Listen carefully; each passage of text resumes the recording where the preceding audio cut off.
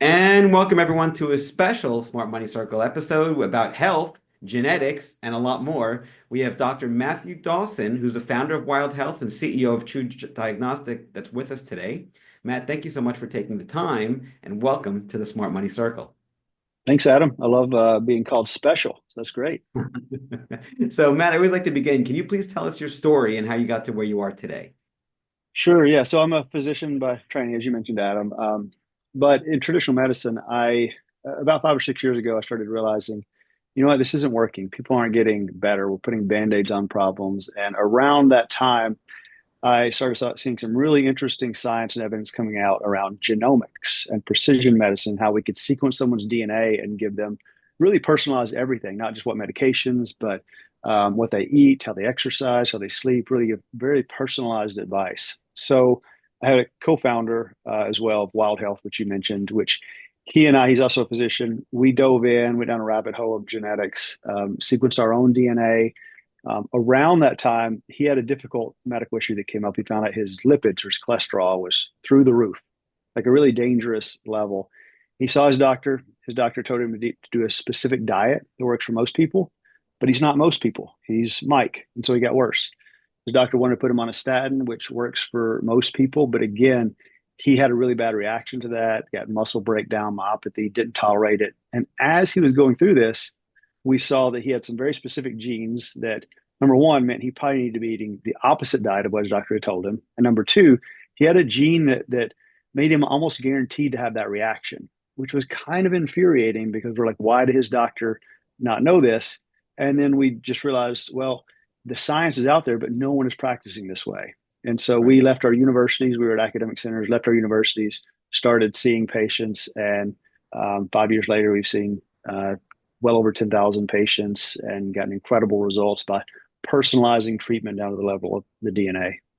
Wow, I love that. So let's talk about the actual company, Diagnostics. What do you do? How does it help people? All that fun stuff. Competitive advantages, anywhere you want to go. Yeah, so just to clarify, so what I was just describing was Wild Health, the precision medicine company. And so that journey, and I'll talk about how that led to True Diagnostics. With Wild Health, we started doing this. We started getting really incredible results, and we got noticed very quickly by people. We actually got approached by a publicly traded tech company asking could they acquire the company. We had developed some really nice AI algorithms. Initially, I said no, we weren't looking for that, but it became a really great offer, like a nine-figure offer. So we ended up having to say yes to that. Um, I stayed on as CEO of Wild Health, but about a year and a half ago, I was approached by TruDiagnostic, and they're an epigenetic company. So the difference in what we were doing with genetics and epigenetics is very specific. So at Wild Health, we would sequence your DNA, and that DNA is important, but DNA is not destiny. DNA accounts for about 20% of your health outcome. The other 80% are epigenetics. It's what you do, it's what you eat, how you sleep, your stress levels, all of those things, how you turn the genes on and off. So, a true diagnostic, that's what they measure is the epigenetics. And from epigenetics, you can tell an incredible amount of information. So, what True Diagnostics sells right now is biological age tests, or that's the first product that they had in the market. You can tell someone's biologic age instead of their chronologic age. But what got me really excited about what True Diagnostic was doing is they showed me some unpublished data they had. They were doing a study with Harvard where they were looking at 100,000 patients in Harvard's biobank. And what they were finding is with epigenetics and looking at about 1 million gene sites, how much you express each one, you can predict well over 100 biomarkers. So you can get an incredible amount of information about someone with a few drops of blood and very low cost, like $500, you get $10,000 worth of information. So that's what got me excited and actually got me to leave Wild Health, the company I founded, and come over and be CEO of True Diagnostic. So what True Diagnostic does now is they sell biologic age tests and they sell something called a True Health test, which gives about 100 other biomarkers as well, just with a few drops of blood and a test that comes to your house. Nice. Let's talk about that for a second. You get the biomarker, you get the information, you find out what your age is, your chronological age versus your biological age. Hopefully, the biological age is lower. I'm assuming that people want that. But if it's higher, what do people do and how do they adjust it? And then what is the true age? I noticed that you have that on the website as well. Yeah, the true age is the biologic age test. So, yeah, chronologic age versus biologic age is very, very different. Obviously, most people know their chronologic age. If not, you can find it on your driver's license. Not that hard to figure out. So, chronologic age, that's easy. but it doesn't really matter. We all know people who are 80 and they look and feel and perform like they're 60, or people who are 40 and look and feel and perform like they're 60. So that's what matters, how fast you're actually aging, not the calendar years. So we measure that with epigenetics, and the true age test gives three different measurements. One is called the omic age. This was an algorithm developed by Harvard, and it's the best clock, epigenetic clock, at telling how much longer you have to live on average. The second is an algorithm developed by Yale called the symphony age, and it'll tell your organ system's age because we age in a heterogeneous way, meaning our brain doesn't age the same rate as our liver, as our heart, as our kidney. So this systems age will tell you what different organs, how old they are, and you can kind of identify your weakest link and work on that. And then the third test that you get is my favorite. It's called the PACE test. So this was developed by Duke, and it tells you your pace of aging. Now, the reason I love this test as a clinician, I was using this before I became involved with TruDiagnostic. I was ordering their test. The reason I love this is because it tells me how you're doing now. So, Adam, if you're chronologically 40 and I get back that your biologic age is 36 or 44, either way, I'm just going to try to optimize you. And I don't know if it's because you're doing something wrong now or in your 20s, you were partying and doing all kinds of stuff you shouldn't be doing for your health. And maybe you were doing horrible things then and you're doing good things now. I can't really tell that so much from biologic age. The pace of aging tells me how you're doing right now. And it's been shown to be very sensitive to change, meaning, and the way you get that score is if you get a 1.0, you're aging at a normal rate. If you get a zero point 0.8, you're aging 20% slower than normal, 1.2, 20% faster. So it's been shown that if you get pregnant, that's a physiologic stress, your rate of aging goes up by 20%, but then when you deliver the baby, it comes back down. Same thing if you get COVID, in a car accident, hip surgery, your rate of aging goes up, it comes back down, and you get better. So, as a physician, what I could do with patients is we could do big changes and see how it changes their rate of aging. So, Stanford did a study where they took twins and they switched them back and forth between omnivore and vegan diets. And they found just in 8 weeks of changing a diet, they could change pace of aging. So, if you were to ask me, hey, I'm thinking about getting IV stem cells in Panama, it's going to cost 40 grand. Should I do it? Well, I'm going to give you the evidence for or against it. But then I'm going to say, if you do it, let's measure. Let's look at your pace of aging before you do it and after and see if you get an improvement or not, because you want to know if you're getting an ROI there. So over time, we can find the perfect diet, perfect supplements, the perfect exercise regimen to maximally decrease your rate of aging. And I've seen people decrease the rate of aging by 20 or 30%. And if you keep that up over 40 years, you're saving a decade of your life. You're adding a decade of health span. So that's why I really like the PACE test. So I love that. Let's talk about a few things. One, you said different diet causes different results. I'm going back to Mike's story. I'm assuming that's not standard. If somebody goes to carnivore diet or a vegan diet or whatever, that's not going to be universal. Is that correct, or is that a wrong assumption before I go any further? You're exactly right. So this was a big aha moment for Mike and I. When we looked at our genetics, we saw it looked to us like he and I need to be on the exact opposite diets. So he had all these sensitivities in his genes to saturated fat, for example, FTO, PPAR gamma, PPAR alpha, all these specific genes that meant he needs to really limit his saturated fat. I had none of those, and I had sensitivities to carbohydrates. And so it looked like I would do really well on kind of a ketogenic, maybe even a carnivore diet, whereas he needed to be on almost a vegan diet. So we did these experiments where for a couple of weeks, we would eat the exact same thing, either his diet or my diet, and we do the same workouts, blood test, and we were eating his diet. He killed me in the workouts. His blood work looked great. I felt horrible. We switched to my diet, the exact opposite. I would beat him in the same workouts. My blood work would get good, and his would get poor. So the perfect diet is different for every single person. And I used to, as a physician, I hated talking about diet and nutrition because it felt like religious wars. People were so sure that their diet was the best. And now I know why. People will find the best diet for them and think it's the best for everyone, but that's not it. We have a lot of bio individuality. So the perfect diet is very different for everyone. Interesting. So what happened with Mike, just so we don't leave people hanging? Was he able to get his cholesterol down after he adjusted? And if so, what adjustments did he make?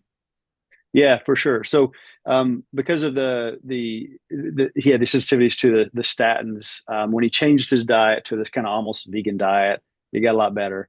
And then he just needed a different medication as well. There's different medications than statins that work for people. So getting him on something, both diet and medication and supplements that were best for him is what helped to really move the needle for him, that personalized approach. Love it. And then how about for other folks? What type of advice do you have? Not specific advice, so there's no issues here from a compliance standpoint, just generally speaking, preemptive things people can do to help, make sure that they're on the better Yeah. side of aging as opposed to the worst side of aging, if anything at all. Yeah. So um, if someone was to sign up for Wild Health, let's say, what Wild Health, the approach Wild Health would take was a very personalized approach. Like number one, figuring out the perfect diet for them.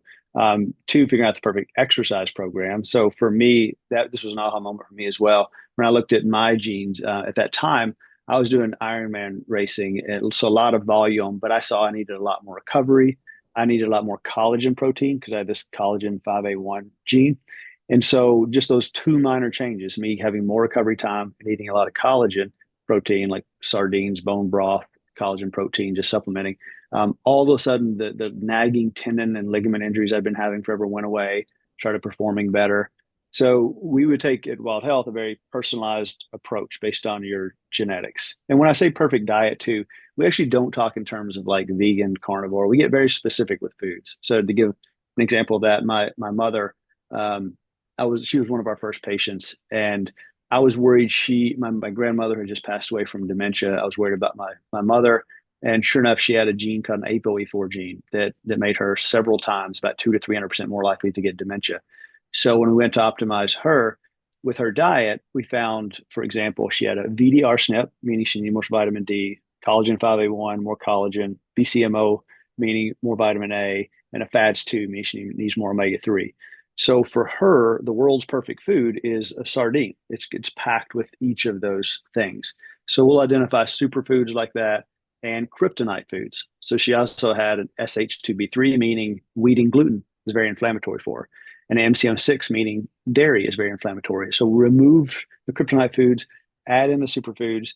And for my mother, in 3 months, she lost 40 pounds, reversed her insulin resistance, and told me that she felt 20 years younger. Wow. That's the approach like that Wild Health would take. Now, if you're not a Wild Health patient, and you're just like, I want to kind of figure this out on my own. That's one of the things I love about the PACE test. Like I will use that PACE test every couple of months for myself, and I'll do different things. I'll try different supplements. I'll try different diets. I'll try different medications. People hear about kind of cutting edge medications like rapamycin or canagliflozin or these things.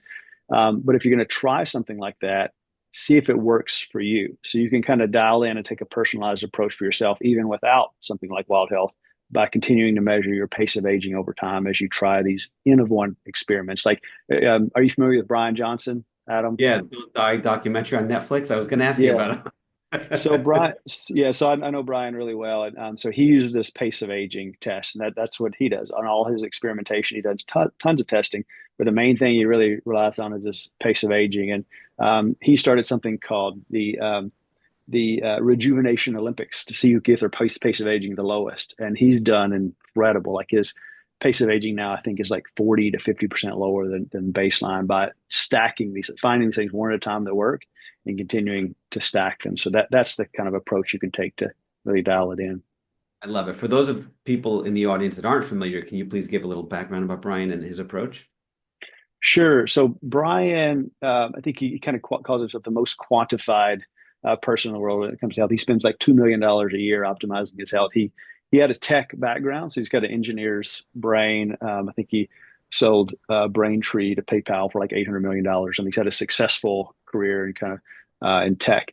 His obsession over the last few years is optimizing his health, and his slogan, as you mentioned, is "Don't die." There's a documentary on Netflix about him.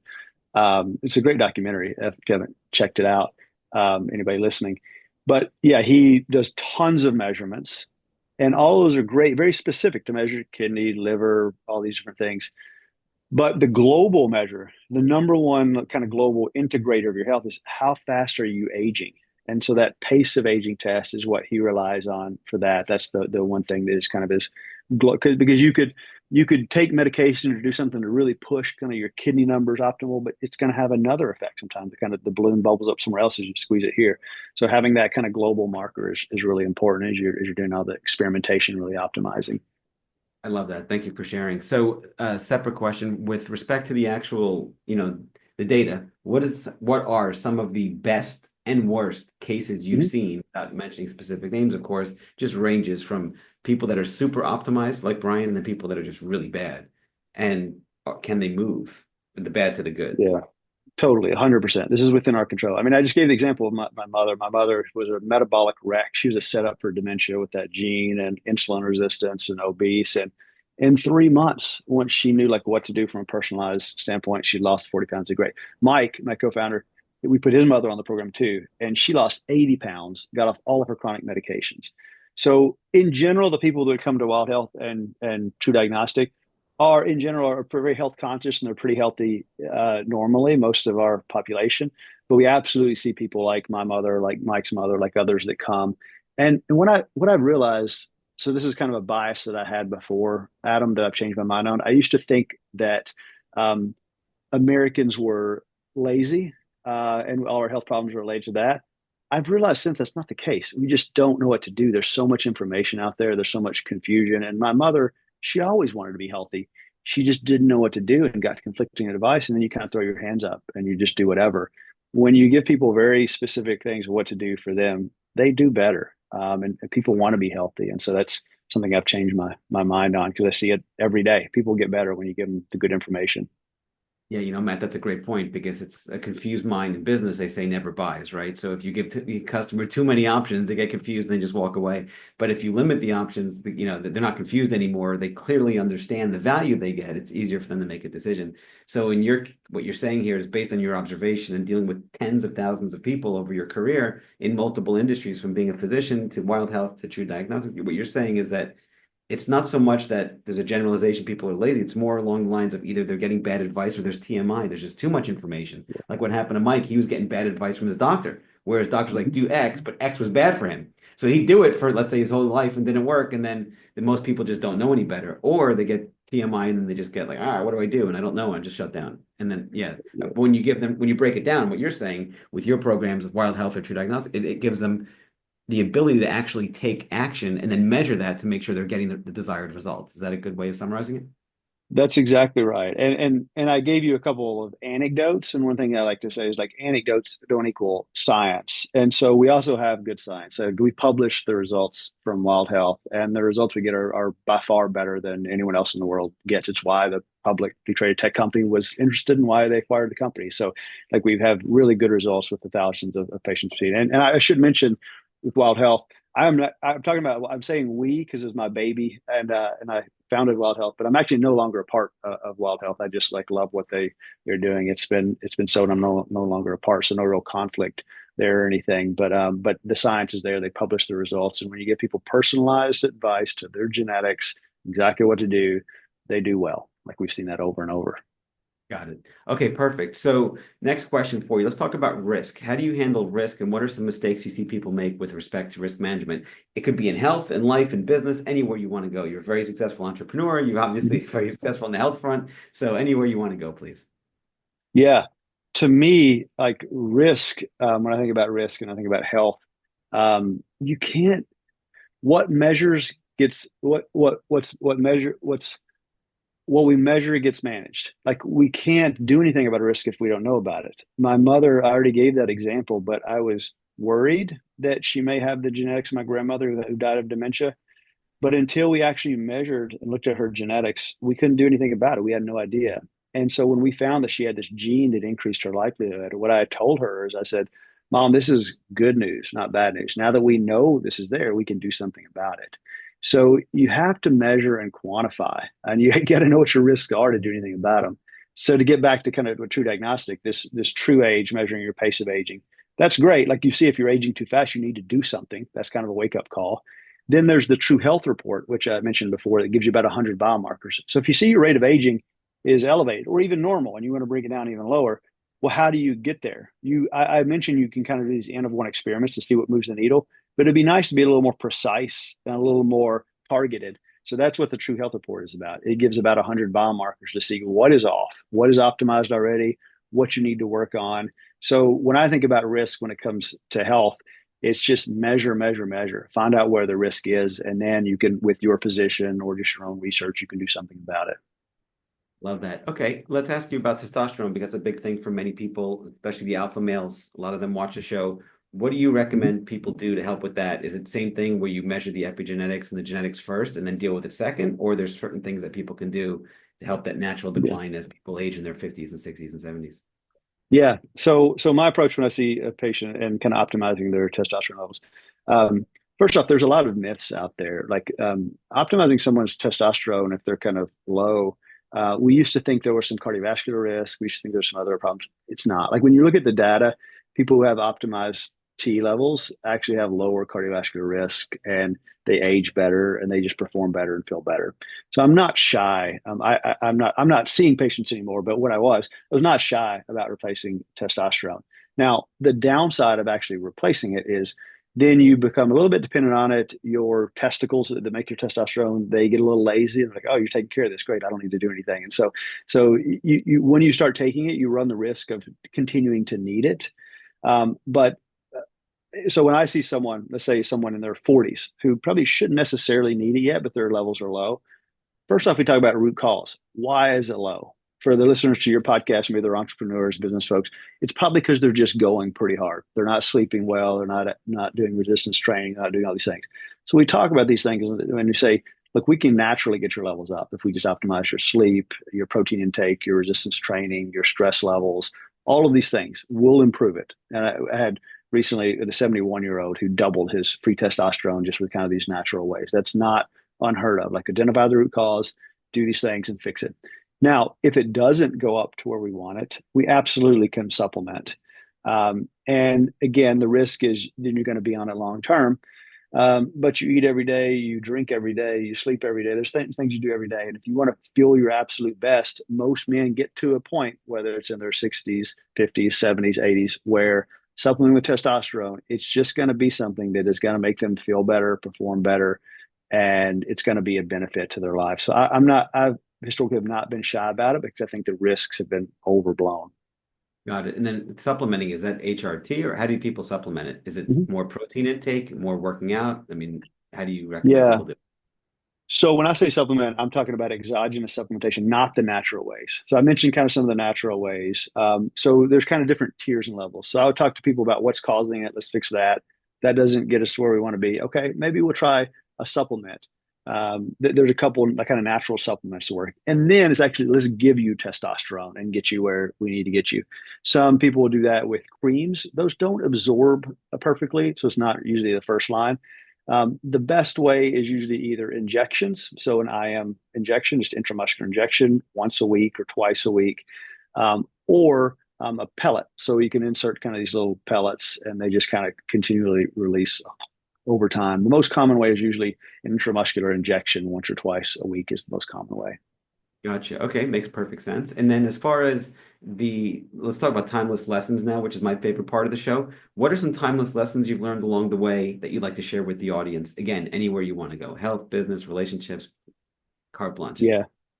Yeah, so let me combine the health and the relationships partition since you mentioned both those. So I get asked all the time because I'm CEO of TruDiagnostic, we're an aging company, like what are the biggest things to decrease your rate of aging?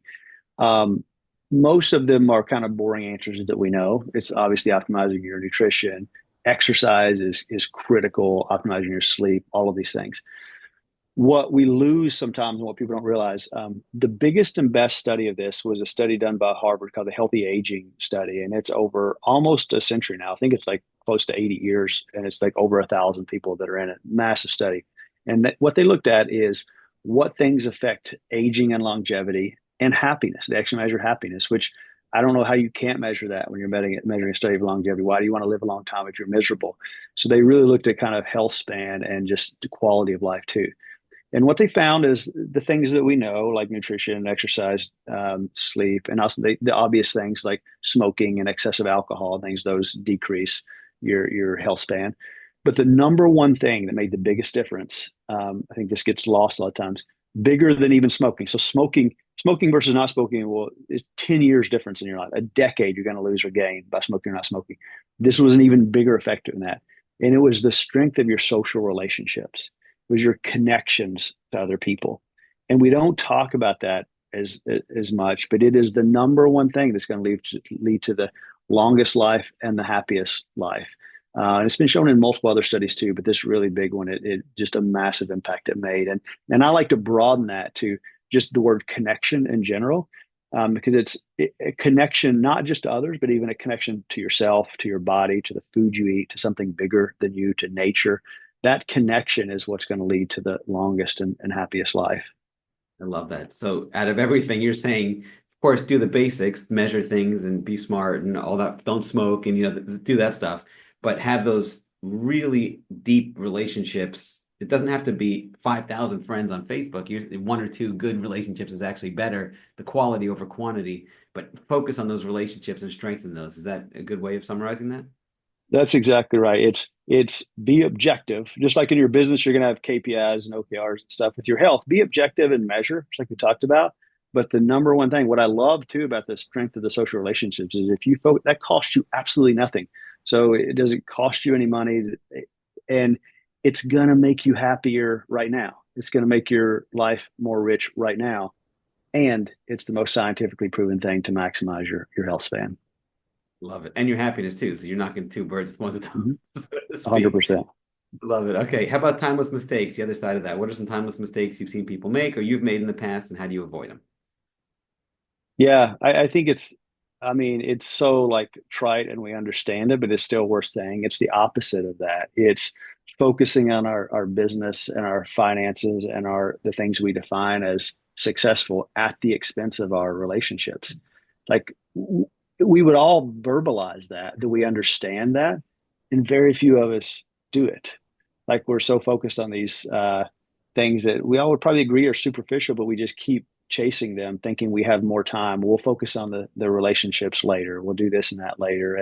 And I mean, it's again, I hate saying it because it's been said so many times, but like on people's deathbed, I mean, they're never talking about they wish they spent more time. It's always about relationships, and that's the regret. And I don't know why we can't learn that lesson from others, but it's one I see people a mistake that I see people making all the time. And so the more I can talk about it, the more I do just to remind people because it's something they know. Just reminding people. I love that. Okay. As a nine-figure CEO, has bought and sold businesses multiple times and is running successful businesses now. What are some lessons about leadership that you'd like to share with the audience, please? What makes a great leader? Yeah. So my favorite book on leadership, I think the only book I've read multiple times is called The 15 Commitments of Conscious Leadership. So I don't know if you've heard of this book. Jim Detmer wrote it. I actually met Jim. He and I were speaking at a conference about a year and a half ago, and we've become really close friends. I talk to him most days now. That book, I loved the book, and I recommend. And I take all of my companies. We go through the kind of conscious commitments as well. But the word we just came from an offsite last week, and what I kind of preach to the team too, the same word that I mentioned for healthspan, which is connection. Like in business, I think that's what it's about in a team. Multiple studies looking at what makes the success of a team, and it's all about psychological safety, connection, how connected the people are on both a personal level. So like you're moving faster because there's more trust, and then also with alignment. We say connection, alignment. We all know what the mission and the vision and the values are of the company. So we lean really heavily into the 15 commitments framework for that. And I just, for our teams, we just kind of constantly preach connection, connection, connection with the team. I think that's what makes the highest and best performing teams. Absolutely love it. So we'll take that connection and go a step deeper, not just with longevity and with health and with happiness, but also with business. Is that correct? That's absolutely right. I mean, there are certain philosophers that say like that's the meaning of life is connection. Like our meaning and existence is defined by our connections and relationships to others. And so I see business as kind of a microcosm of life in itself and just a great place to practice life. And I just think it's all about connection, business wise, personal wise, health wise. Absolutely love it. So let's talk, Matt, about adversity. All successful people go through adversity at some point or another. So how do you handle adversity and what are some obstacles you had to overcome along the way? Yeah, I think of adversity as the universe trying to teach me something. Like when one of our core values at True Diagnostic is curiosity, and part of that is when bad things happen, we go through difficult times. We're asking the question, "Oh, what can we learn from this?" And I think that kind of general take of like curiosity about everything, good or bad, and how do we learn from it. So when I think of adversity, I just think of that as like a hyper focused way to learn. I also can learn from success, like, oh, what happened that made this go so well?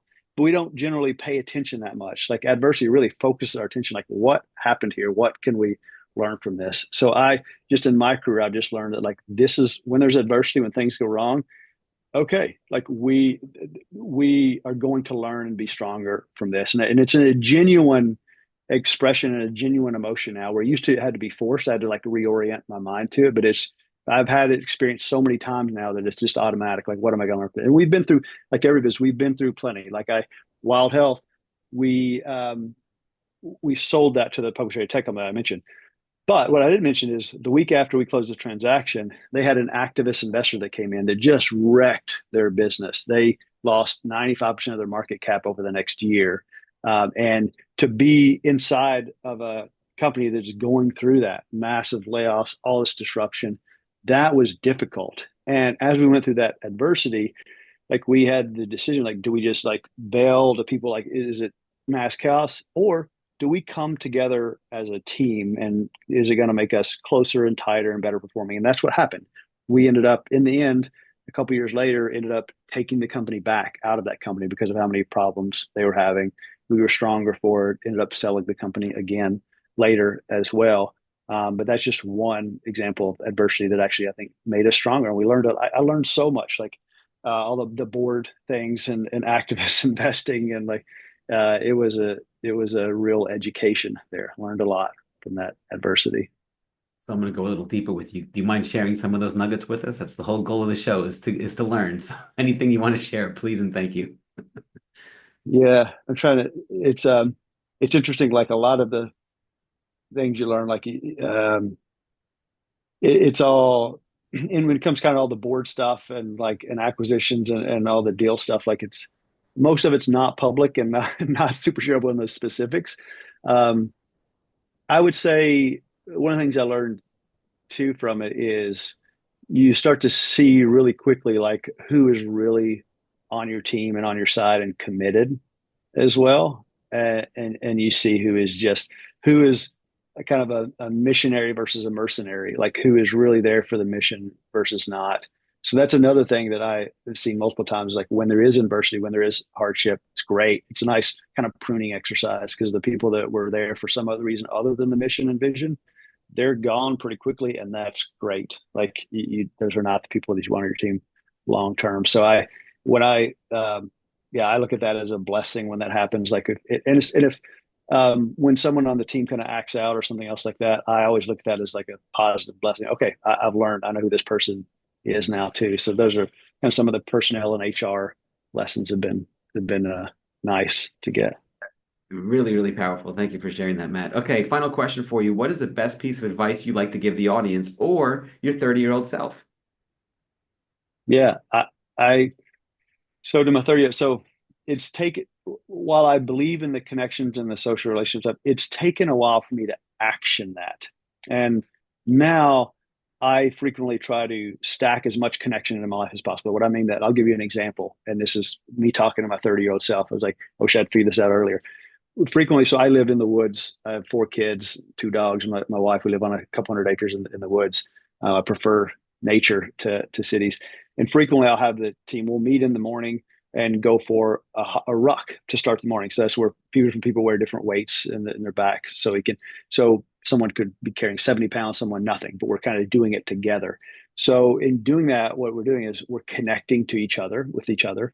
We're connecting to our own bodies with the exercise. We usually will forage on my property and like to pick some foods. We're connecting to kind of our food and our source. And like by stacking and we're connecting to nature, by stacking these connections, it makes us more productive. It makes us happier. It makes us work better together and on all of these things. So the advice I'd give my 30-year-old self is like, hey, I'm telling you social relationships and connections are important. You're not going to fully hear me, but like, just trust me on this. Like I would give him very specific advice of like, let's go through your day and see how we can like increase the connection to others and to yourself and to your body and to your food and figure out how to stack those things together. So just really getting specific about how you're not just hearing connection and relationships is important, but really getting specific about closing your eyes, visualizing how are you gonna do this. What I would encourage your audience, if they're listening right now, to do is, if they're willing, to actually at the end of this or right now at some point, actually close their eyes, think of someone that they want to have a stronger connection with. I'll give you an example. I have 4 children, and my specific example I can do is when I drive them to school in the morning, I can make a commitment to myself to ask each of them one question. 2 of them are teenage girls. They may not want to talk to me or interact or for whatever reason, but I'm going to ask them a question so that they know that I want to connect with them and I'm available for connection. And so if your audience is willing to just think about that, what is a person? What can they do specifically? Not just I want to connect with that person, but what can they actually do and make a commitment to that. If they were to do that, I would feel very good that hopefully I made a difference in their health and health span and happiness. I absolutely love it. Well, Matt, thank you so much for taking the time today. Congratulations on all the success and continued success. This was absolutely fantastic. Hopefully, we'll have you on again soon. Great. Thanks so much, Adam.